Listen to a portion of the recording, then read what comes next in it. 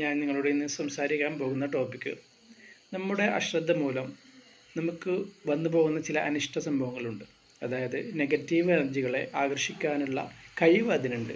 എന്നാൽ നമുക്ക് ഒരു ഉപകാരവും അതുകൊണ്ട് ഇല്ലതാനും. അങ്ങനെയുള്ള കുറച്ച് സാധനങ്ങൾ, അതായത് മരിച്ചുപോയ ഡെഡ് ഐറ്റംസുകളുണ്ട്.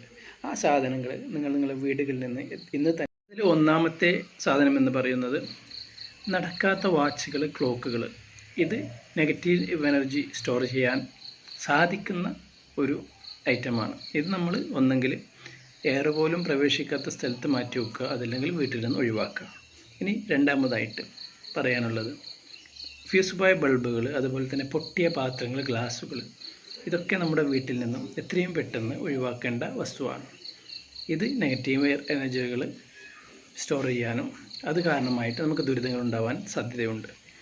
ഇനി മൂന്നാമതായിട്ട് പറയാനുള്ളത്, നമ്മൾ മിക്ക വീടുകളിലും ഉണ്ടാവും, നമ്മൾ കാണുന്ന സ്ഥലത്ത് തന്നെ.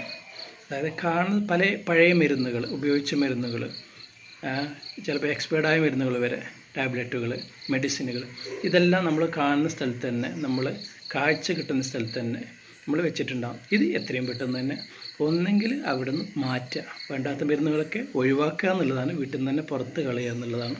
അതല്ലെങ്കിൽ കാണാത്ത സ്ഥലത്ത് അടച്ചു വെക്കുക.